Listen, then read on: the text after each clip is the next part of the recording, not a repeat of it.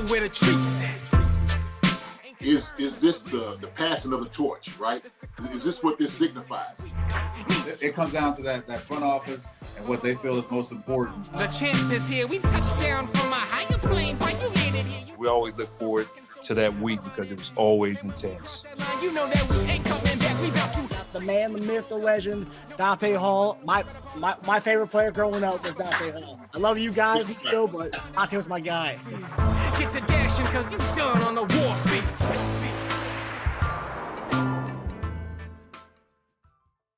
This episode of Chief Concerns is brought to you by BetOnline.AG. It's Thanksgiving, and we all know what that means. Football. And nothing goes better with football than turkey and, of course, betting. BetOnline has you covered all holiday season long. More props, odds, and lines than ever before. BetOnline remains your number one spot for all the sports action this Thanksgiving. Head to our new updated desktop or mobile website to sign up today and receive your 50% welcome bonus with promo code BELIEVE, BLEAV, to receive your bonus. And it's not just football. BetOnline has pro and college hoops, NHL, boxing, UFC, even your favorite Vegas casino games. Don't wait to take advantage of all the amazing offers available for the 2021 season. BetOnline is the fastest and easiest way to bet on all your favorite sports. Hey guys, welcome to another episode of Chief Concerns, the Thanksgiving edition. Eric, how you doing, buddy? I'm good. What's going on? Nothing much, man. We're waiting for our guy, Jason. He'll be coming on here and joining us shortly. Yeah, I think he's already started in on the Thanksgiving food. That's probably what it is. We're gonna get to that. We're gonna get to that later as far as what your guys' favorite side dishes are. I'm very curious to hear what his are. But I think he's very healthy, so I don't know if he's gonna be eating any of the fun stuff. But gotcha. So we had the Crawford fight Saturday. I'm sure you were happy with that outcome. You predicted that outcome too. Very happy. And I saw just today a little snippet of Errol Spence and Crawford running into each other, and Aram was with them, and Errol was asking him, like, why don't you make this fight happen? Like, when are you gonna make this possible? And his response was, I don't think you're ready to see this guy yet. It was in referencing to Crawford. And so, but it was a pretty funny episode. Like, they were kind of jabbing at each other. And I guess Crawford had called Errol FaceTime, and Errol didn't answer. And Errol was like, I don't have your number. I didn't know who was calling. And so Crawford was like, it was me. Save it. Save my number. So I thought that was kind of funny. But I hope they can make that happen. I mean, I know Errol's gone through a lot with the whole car crash. And I think he had like something wrong with his eyes or retina or something that he had to back out or extend one fight. So, but I think those two will be a pretty good matchup. You don't want to wait until they get over the hill before it's can be a really expensive fight for both of them. Mm. Yeah, and that's one thing that boxing kind of, with the Triple G and Canelo fight, that was something that, it should have happened like 2 years prior, but then they waited so long to happen. Yeah. It happened so many times in boxing. The cool thing was Spence was at the fight, and Spence had always told Crawford he was never going to go see him watch him fight. He's never going to go watch him fight. And then as soon as he beat Porter, they had the camera on Spence, and he got up out of there. Yeah. I mean, you got to go out and watch the competition at some point. As much as you want to claim that you don't, you got to go out and watch them. I see JD just clicked on. So, but yeah, you have to see what your guys like in person. What's up, big guy? What's happening? Hey, buddy. Did you start in on the Thanksgiving food early? We're eating? Yeah. No, I'm cooking. I'm shooting. I'm over here cooking. Actually, is what I'm doing. So, it's a big event over here, man. Yeah. So I try to get all my stuff prepped up and ready. Do the seasoning and stuff like that tonight. And then I'll probably start cooking around about 5 o'clock this morning. Gotcha. That's cool. Wow. Yeah. So you can throw down in the kitchen, huh? Huh? You can throw down in the kitchen? Come on, I do everything, man. You know that. Shoot, I don't know that. Ask that question. Don't give me to come on E. I can do everything. I don't know Yeah, that. you know I can do. Come on now. Yeah, I burned. I tell you, I could put it down now. I know you can eat good. That's why you that big. Eat good. Yeah. you know what? You know what? Comes before eating. Preparing that food. So yeah, man. How many people are you cooking for, JD? Huh? How many people are you cooking for? So it's, let's see, 1, 2, 3, 4, 5, 6, 7, 8, 9, 10, 15 of us. Wow. Wow. So That's a lot. I got about 18-pound turkey. I'm also doing, of course, some chicken meatballs, soon some vegan stuff, because my son's girlfriend, she's vegan, and she can't eggs, anything, milk, she don't do none of that. None of it. Nothing? Yeah, for real. She's Man, I dated one of those, and she was gluten-free, dairy-free. Like, I'm like, what can you eat? Where can I take you? I know. Yeah, I'm giving you a little bit of cardboard from this paper so you can now on. Shoot. Yeah. Man, I had a gluten burger at this one place, and you talk about turn off. That bread tasted like I was eating a sponge. Mm-hmm. And so that's kind of what, like, it threw me away from trying to do the whole healthy thing that route. Mm-hmm. Now I can do some things that are less fat, less sodium, or whether it's non-dairy. I can kind of go with the non-dairy stuff on some occasions. Yeah. Some of that gluten stuff, man, that's an acquired taste. Mm-hmm. Man, and it's starting to come out now that sometimes even all this stuff that they've changed to make it gluten-free or maybe vegan, like all that stuff is processed. It's processed stuff, but it still ain't good for you. Mm-hmm. That's the crazy part. Yeah. Wow. One of the places down here, they had like a gluten-free pizza. And I remember I was like, yeah, I'll try it. And then it was like a cracker, man. It wasn't good at all. I was like, wasn't good. I mean, you eat it a few times, it grows on you. Mm-hmm. Certain things do, but for the first time, like you just experiencing things, yeah, it can steer you the wrong way quick. Oh yeah. I always, when I be on, seeing stuff on social media, all the stuff looks great. I mean, everybody prepares it like, oh man, it looks great. Mm. Yeah, I don't look nothing like that. At all. Yeah.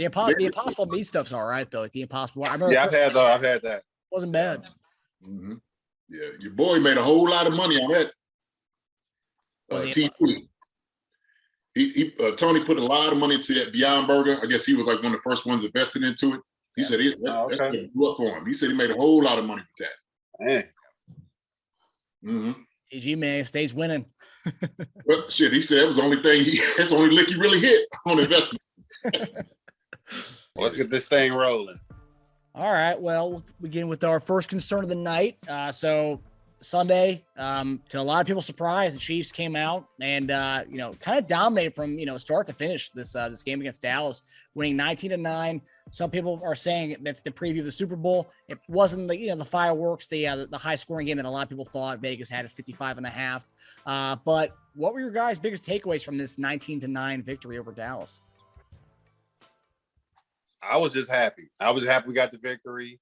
We've lost a couple games there at GEHA Arrowhead Stadium, which is kind of disappointing for two different reasons. You're having a loss on the season and you're having a loss at home from bad play. But I was just happy we got a win against a so-called decent, good team. Now, a little disappointing that we didn't capitalize on a lot of the red zone plays that we had, because that game shouldn't have been as close as it was if we could have gotten some touchdowns instead of a lot of all those field goals. But I was happy with the play. Defense came out to play really well. Offense was decent. The only complaint I had was just not capitalizing on the red zone plays. Other than that, I was happy with the play of everything. Yeah, I mean, that really was a takeaway, man. These guys came up, the defense showed up to play. Offense did a decent job. I think the first couple of series, really like the first quarter, we kind of showed up, looked pretty well, and then you see them just kind of lag a little bit, like second and third quarter. And like he said, you get down there when we had that one turnover right down in the red zone. We should score. We should come away with points, and that's the thing about it. It's like, when you got a team like this, Dallas, which is a dangerous team, you just can't give them any type of leeway, and so you got to capitalize, like he said, on every single chance you get, every single play. But as far as like just the whole scheme of things, I love defensively what they did. Chris Jones just came out 3.5 sacks. Frank Clark did some pressure. I think, man, they all around, man, them guys look good. The corners, man, did an excellent job too. I know they played his ass off. Yeah, absolutely. So, man, hats off to those guys, man. They did a really good job, and they look like they gelling together and just at the right time. But like I said, it's that added piece of having Melvin Ingram coming there too. I think was just a different voice and veteran presence that kind of helped revamp this defense to what they could be and what they've been showing for the past 3 weeks. Overall, I think, man, I think it was a good game. I want to see them run the ball a little bit more effectively, a little bit earlier, start mixing it in a little bit more than what they did. I like the gadgetry, if you will, some of the plays, but also too, it just seemed like it just stalled a little bit there. And also too, another thing that came up, I just didn't really like, man, and I know we kind of talked about it a little bit, kind of texting each other, with some of the silly penalties, man. We can't do that. We just got to be a smarter team on doing things. And, I know sometimes you get it, we know this, we get into the heat of the moment. You want to start doing things, but also too, you got to pull yourself back, from some of the antics that could cause your team a lot of points. And so other than that, man, it was a great win. Airhead was rocking, stopped Dak, and I told you just start the running game. Zeke and him was non-existent. Pollard was a guy that I thought was going to be dangerous. Stopped him too. But overall, man, it was just a great win from those guys, for the team. Yeah, for me, I noticed like over the last 2 years when we've seen, obviously Ravens have kind of adjusted their playing style against Mahomes, but I feel like Dallas kind of went into this trap of Dak versus Mahomes, trying to outduel him in a way, because they kind of abandoned the run game pretty fast. They didn't run enough. At least I didn't think so. But the question I wanted to ask you guys, because this is one thing that a lot of people are saying, is that Chiefs played against a Dallas team that was hindered without Cooper, without Tyron Smith, without Randy Gregory, and then CeeDee Lamb during the game. Does that take away from the impact of this victory, or no? No, I don't think so. Shit. I mean, look, we were missing guys, half our offensive line for a Super Bowl, the biggest game of the year. Yeah. And it never came down to, we didn't have an offensive line. It was, everything else that played out. So yeah, you take advantage of the win, and however you get it, you accept it and you rejoice in it. I don't care if the whole offensive line was out. They got backups out there. They get a check too. So they showed up to play. They laced them up just like everybody else. Yeah, I think, man, that's just ridiculous to even think something like that. I mean, you had Amari Cooper that was out. I mean, and look, in the course of games, these things do happen. And so, like you said, we without our starting right tackle and our backup. So we had our third guy, matter of fact, who was going against the fast dude. I can't even think of his name right now. Parsons? No, my guy from Penn State, Parsons, yeah. And so he did a decent job. I mean, Parsons going to eat, because he's just good. Yeah. He's real good. Yeah, he is. So I think, kind of hats off to Wylie for just doing what he can do against him. I think he did a decent job, and the running game did a good job. But, man, just to say, Cooper being out, look, hey, we got guys that's out too. So the thing is, this is how you play. And you know what, man? I'm okay with acknowledging Kyle as our starting tackle, right tackle. He's been completely legit since he's been in that position.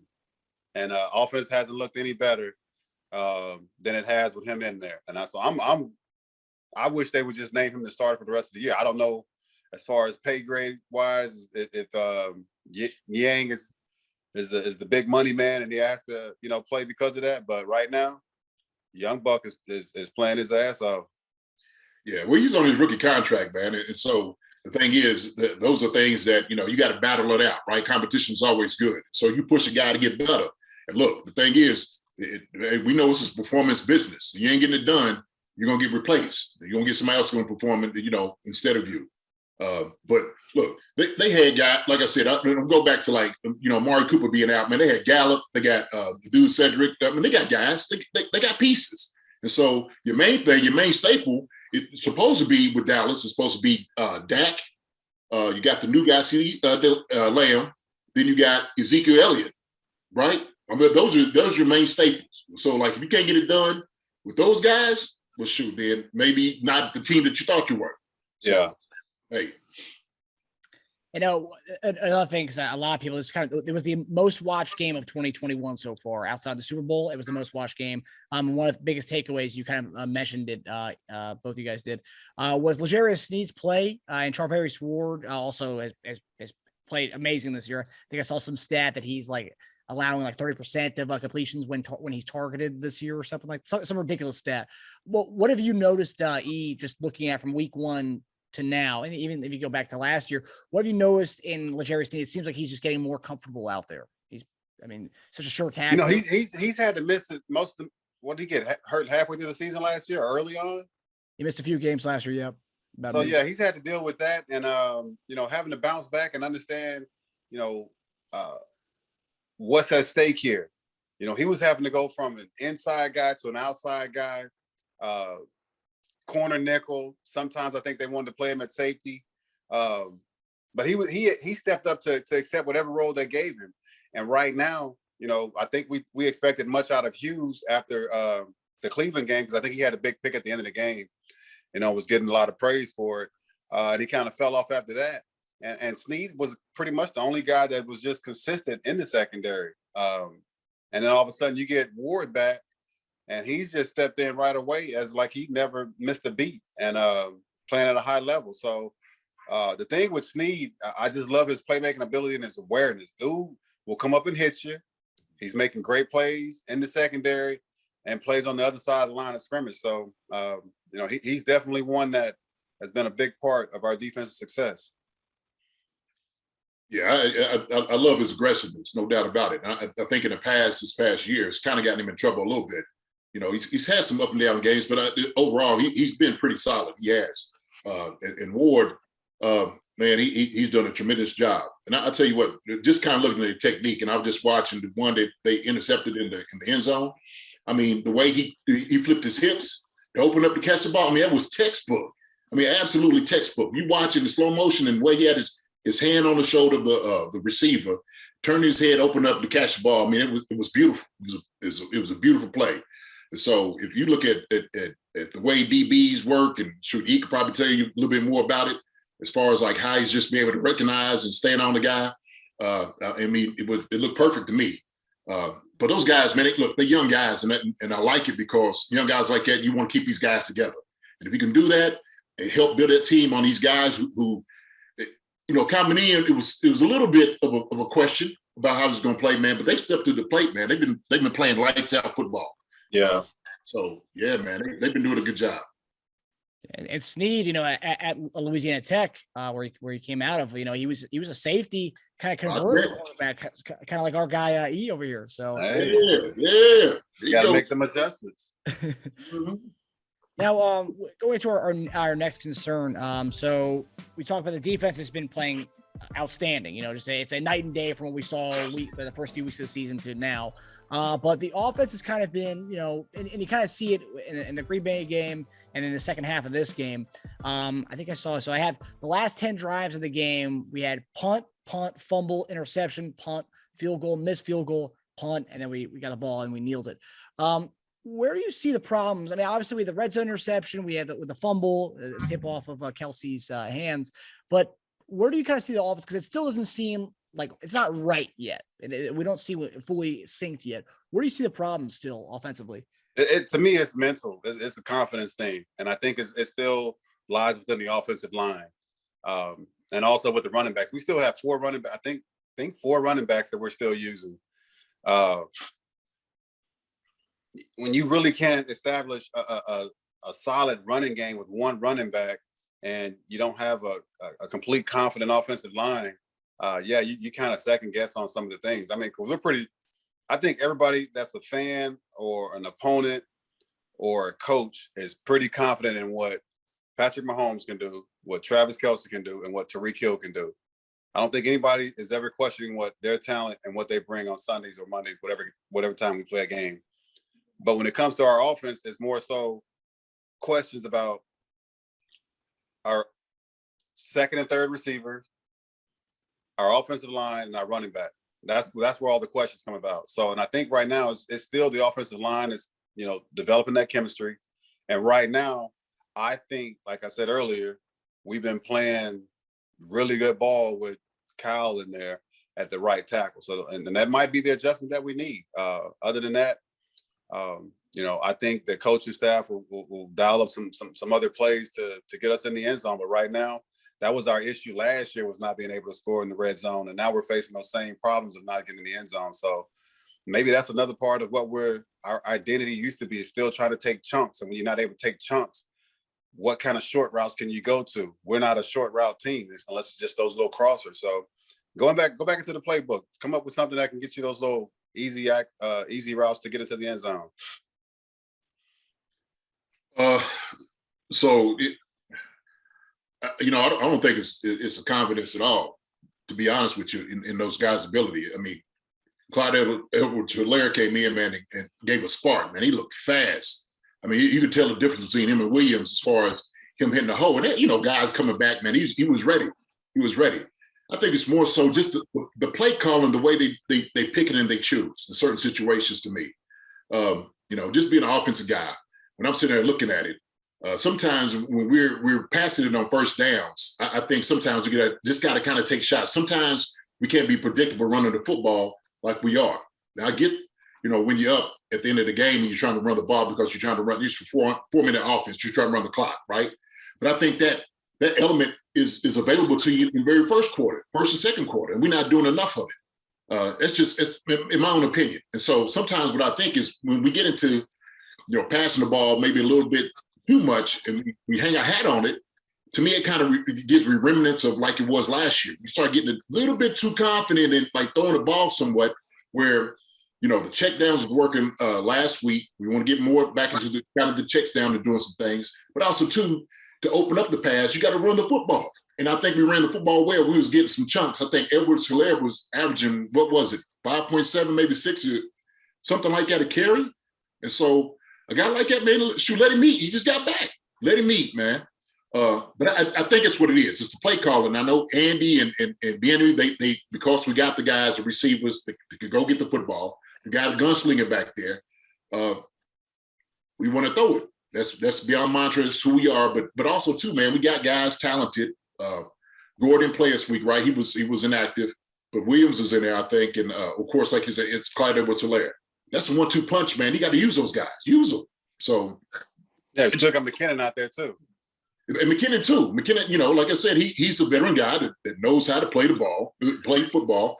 He knows how to pass block real well. He's probably the best pass block out of all the guys in the backfield. But he can catch the ball out the backfield. So to me, he's a threat as well. But man, you got to utilize those guys. That's just me personally looking at it. Calling plays in the rhythm of things. Sometimes when you see these drives stall, because I looked at it, it was like a 12-play drive, 10-play drive. We didn't have another one of those until like the third or fourth quarter, I think. Another like a long play drive. And that happens because if you're throwing the football, it's like, oh, well, shoot, we don't make it on the first down on throwing it. Well, now we 2nd and 10.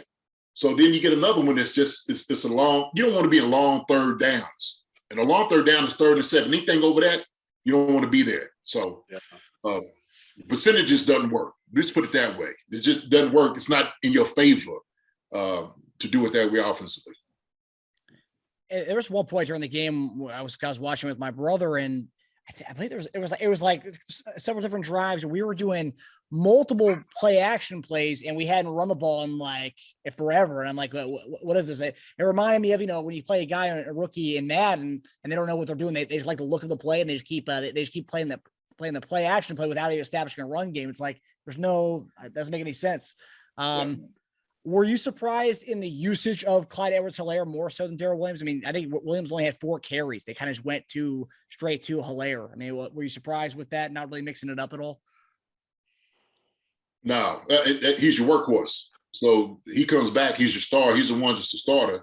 And so you want to work him in, and you got to play him. So he comes back. He didn't come back for a reason. He come back for it because you want him to be the starter. He's your guy. He's the guy that you drafted to be your workhorse. And so you got to give him that.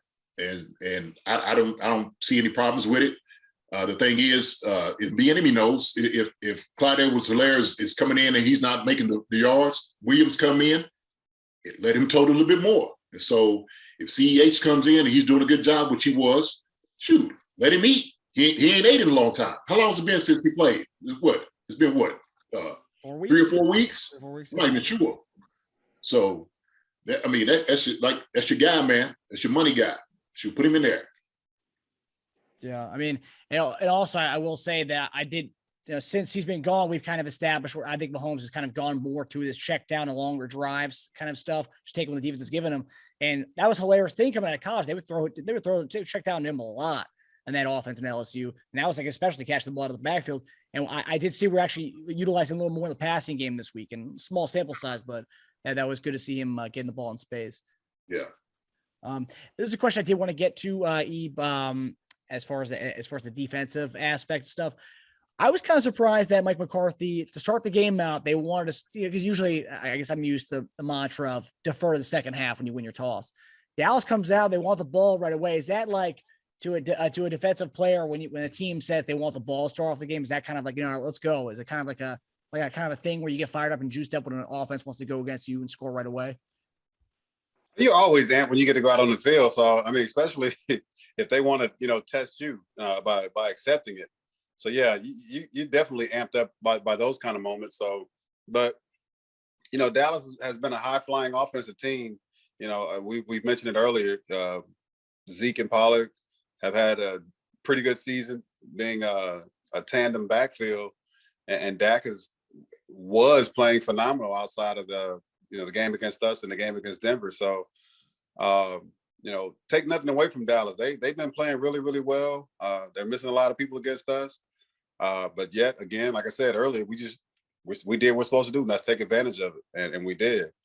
But as far as them getting away from their running game, we didn't give them much. I looked at a lot of that, and you saw a lot of red in their backfield when they were trying to run the ball and even trying to pass the ball. To give Chris 3.5 sacks, that's putting in work. I know I mentioned it on Twitter. The experiment is paying off. They're playing him left, right, up the middle, and he's making that O-line pay. So if we want to keep using him that way, I love it. And if he's going to keep producing like that, I love it. So McCarthy, man, he's an offensive guy, man. And the first thing you want to try to do is impose your will, especially if you're behind enemy lines, you go offensive on everything right now. And so, like I said, like he said, man, you want to lean on Zach and Zeke and Tony Pollard. You want to lean on. Let CeeDee Lamb, let him get his looks. Let Dak come out here, get a rhythm early. And so the best way to try to do a crowd, like in Kansas City, in Arrowhead or GEHA, the game event held in Arrowhead, is what I call it, is you go in and you try to get a touchdown early, right? Get points early. And so quiet the crowd, get everybody out of it early. That's what you want to do, impose your will. And so they have a great offensive line. We know this. So if you get behind those guys and just start pushing on the defensive line, then they would have won the game. The thing is, we won in the trenches. I said this all last week. That's where the game is won. The game was won in the trenches. They had 82 yards rushing, okay? Two of the best backs, I look at in the league, right? Zeke is the top back in the league, right? Tony Pollard, he's making his way, should be a starter anywhere else. 82 yards total. So they stifle that. And I like what he said about Chris Jones. The experiment was you put him out here, you was hoping to get some more from those guys from the inside. Now Ingram comes in. Now you can bring Chris back down inside like he should be playing. Now you move him out, kind of utilize him more so like a Reggie White, a big guy. We kind of push guys back, kind of lean on them. But man, in the trenches, Chiefs won. Yeah. So we got the bye week this week. What are some things you want to see kind of the coaching staff kind of establish, whether it be on the offensive end or defensive end? What are some things you want the coaching staff to look at for the second half of the season for our guys? Man, I've never coached. That's the thing that JD's had experience with. I've done some position stuff. So as far as like have a game plan coming out of a bye week, I wouldn't know. I just like for everybody to come back healthy and in good spirits. That way we can finish out the second half of the season. But as far as game planning and what to do with the offense or the defense, I don't know what kind of calls that you would set up for the defense or the offense to look forward to in the second half. I just pray that we get everybody back, like I said, in good spirit and in good health. I just think that we still have the pieces to get us to that big dance if we can keep everybody healthy. I think, right now, coming after the bye week, you got to establish right now that you're trying to win the division, right? But it's one game at a time. And this is going to be your biggest challenge because now you got the Broncos twice. You got Vegas, you got LA.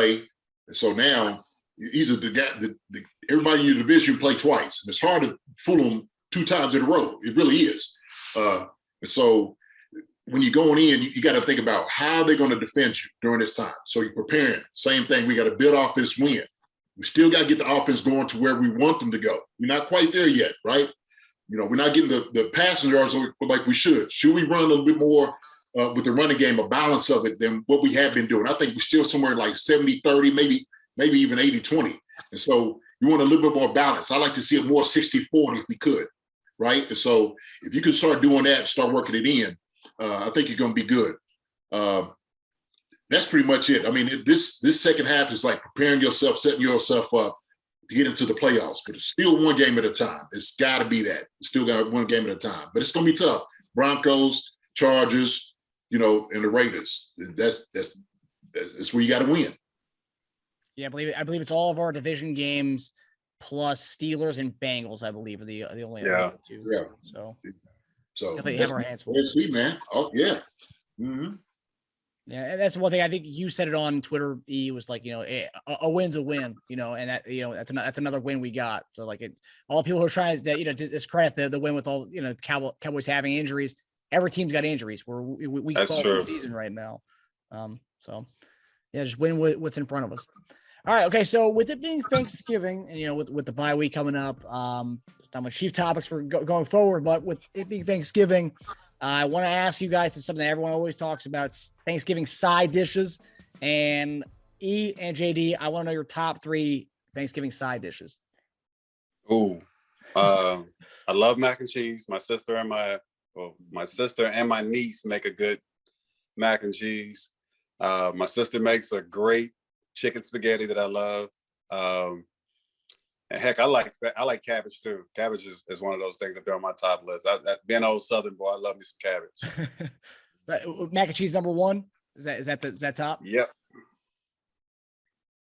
JD. So mine is my sister makes a mean pasta salad.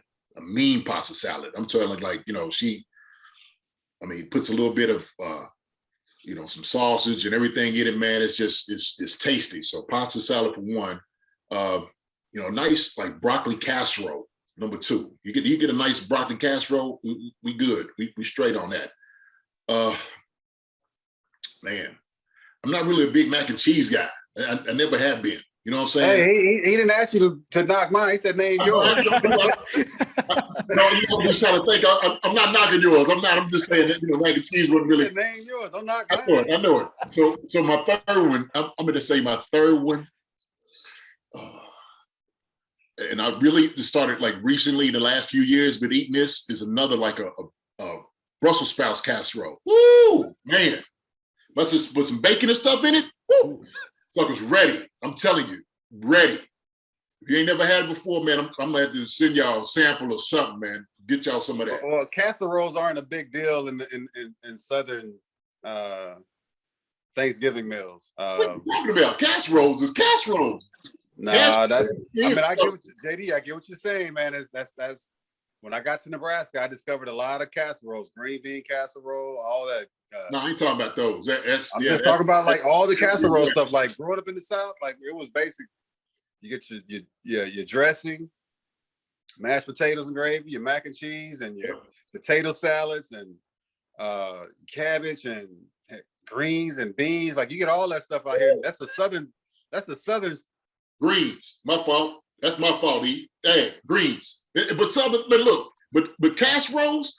I cannot tell you the time I haven't been to church and there ain't nobody bringing casseroles. Come on now, got to do casserole. Everybody got a casserole. Again, I'm not knocking it. I'm just saying that wasn't a southern tradition where I come from. Where you from? Arkansas, right? I'm born in Mississippi, man. Oh well, shoot. Yeah. Well, I ain't gonna say that. I'm gonna leave that alone. Well, it's funny you say mac and cheese. I was reading earlier. I think it's either J.C. Jackson or Matthew Judon. It was one of the Patriots players. Yeah, I saw that little dude was on the ESPN. Well, he said mac and cheese is nothing special. He says it's just noodles and cheese on it. He says, yeah, that's right. That's it. That's all. So there's a lot of cheese. Look, you put a lot of cheese on it, it ought to taste good. You put cheese on anything, it tastes pretty good. I mean, what's mashed potatoes? You mash some potatoes, put some butter on them. I mean, everything is created in its own way. Right. See, I don't even eat too much mashed potatoes anymore, though. You know what I'm saying? I don't even do that. Now, I cut up like a little sweet potato here and there. You know what I mean? Do that. Beets. I'm the beets guy too. Beets with a little bit of onions. Oh yeah. Neither of you mentioned stuffing. You guys not stuffing fans? No. See, that's another thing, Marcus. In the South, we call it dressing. Dressing, yeah. Oh. So when you said dressing, I thought you were talking about like dressing. Yeah. Yeah. Hey, when you said stuffing, it sound dry. Yeah, it can be. I've had some really dry stuffing in the past. Yeah. You can't eat everybody's stuffing, man. You start looking at it. So, what about this though? What about you from Mississippi, close to Louisiana? What about like an oyster casserole? Or oyster, you don't do it either? I said casserole, but y'all don't do that? Man, don't nobody do that stuff. Come on, man. Again, I'm not knocking it. It's just that's not a traditional delicacy there. Mississippi, because look, Kentucky's still southern too now. We do all the country cooking up this way. You know what I'm saying? We do. But I'm kind of, what I'm trying to do is I'm trying to change our blood pressure from being so high. I get it. I get that. That's just like you can't eat a lot of Southern meals on a daily or weekly basis. Yeah, can't do it.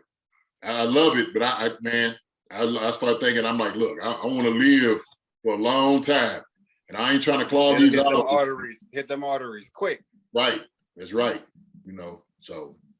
Well, you have fun Thanksgiving. You don't eat this stuff all the time. You just get it for one day, just a little bit of it. Like candy yams. You guys not fans of that either? Sweet potato, candy yams. Yeah, that's the thing. So yeah, if you're candy yams or sweet potato casserole, I fluctuate back and forth between the two. Dessert. What's your dessert there? E, what's your dessert? Marcus, what's your dessert there? Where you go with? Where you going? I like sweet potato pies and I like banana pudding. Okay. All right. Okay. I'm down with that. Marcus? Pumpkin pie or pecan pie. Okay. I love good pumpkin pie. We got a thing up here called Derby pie. Y'all ever had it before? No, you in Kentucky, so it makes sense. Know it, man. Yeah, you gotta get some of that too, man. Hey, look, if you can, go to a store, see if you can get you a Derby pie anywhere. Y'all in you in DC, but Texas, y'all have Kroger down there? Y'all got Kroger, yeah. Right? Go to Kroger, man. They got Derby pie down there, somewhere in the freezer. Shoot. Well, what's in it? What's Derby pie? It's a pecan pie with chocolate chips. That's what it is, pretty much. So that sounds pretty good. Do you whipped cream on it or no? Is that not a? That's your option. You put it on if you want it. Yeah. I mean, everything goes with whipped cream. Mm-hmm. All right. Well, okay. So with a big Thanksgiving tomorrow, there's no Chiefs game, so no predictions for the Chiefs games. But there's 3 games tomorrow, so we're gonna get your quick predictions on these games. Obviously, the first one's it's a Thanksgiving tradition, the Lions on Thanksgiving. So Bears at Lions. Bears are a 3-point favorite. Who do you guys have? Bears, Lions. I'm picking the Lions to win that game. I'm not giving a score prediction, but I'm picking the Lions to win that. All right, look, Jared Goff is out. I don't even know who they got at quarterback right now. Who they have? I don't even know who they got. It was Tim Boyle last week, but last I heard that Goff is actually trying to play tomorrow. Tim Boyle, EKU. Okay, man, look, we pushing there for him. EKU. But I got what's the name? Andy Dalton. Got 2 other games, JD. I knew you give us a score. Who won't win? Well, I ain't gonna give a score. I'm pushing right now. I didn't know Boyle was playing, so I'll push for Detroit to win. But I have Andy Dalton as my quarterback. My league is in shambles right now, so I had to pick him up. Okay, so you going with Chicago? Chicago. Yeah, I'm going with Chicago. All right, so next up, we got Las Vegas Raiders taking on the Dallas Cowboys. Cowboys are a 7.5-point favorite. Who do you guys have? Cowboys easy for me. Yeah. Cowboys. Bounce back. They need it. They need this one. Cowboys. Even with all the injuries? Even with all the injuries, man. They're going to have to find a way. They're going to have to find a way. Because they pretenders right now. Everybody looking at them. Raiders are in turmoil still, man. They're mentally, they're done. Yeah. Are you talking about the Raiders? Oh, yeah. Yeah. Okay, and then the last game of the night, Drew Brees is getting his number retired in New Orleans. Got Buffalo Bills traveling to New Orleans. Bills are right now a 5.5-point favorite. Who do you have in that one? 10-point favorite. I give them 10. And the Warriors are winning tomorrow too. Who they got? I don't know. I think they play tomorrow. No, we actually play you guys tonight. It's Sixers Warriors at 10. Oh, that is right. That's right. I got to get home. It's Philly. Let's go, Philly. It's the Curry Bowl. That's true. Yeah. That'd be a good one. But I got I don't trust in Trevor Siemian. I got the Bills too. Bills gonna win that one. It's a big game as far as seeding wise. That game especially. I don't know about Dallas. Yeah, that's special on the NFC side. But yeah, the Bills game's huge for the AFC side. But all right, man. Buffalo just got their ass kicked up by one guy, Jonathan Taylor. So they got to bounce back. He's a bad boy, man. That Joker, man. Oh yeah, no doubt. Yeah, I didn't think he'd be doing what he's doing right now, but he's a top running back in the league right now. So yeah, I think he was neck and neck with Henry when Henry was playing. Mm-hmm. Wow. Yeah. Yeah, and there's a lot of Chief fans who are upset still that we went CEH over Jonathan. Can't do nothing about it now. Can't do anything about it. Love what you got. Love what you got. Exactly. Love what you got. Exactly. All right, guys. Well, that does it for us. Thanks for tuning in to Chief Concerns presented by BetOnline. We hope everyone in Chiefs Kingdom has a happy Thanksgiving filled with love. Happy Thanksgiving. And lots of food. Wonderful and blessed Thanksgiving. Yes. Have a blessed one, fellas. Yeah, y'all too, man. Y'all be safe. Traveling. Love y'all. Yes, all right. God bless. All right. Be thankful and gracious. All right. Thankful for you guys. I'm thankful for you too. Thankful for you guys too. Love you, fellas. Love you guys.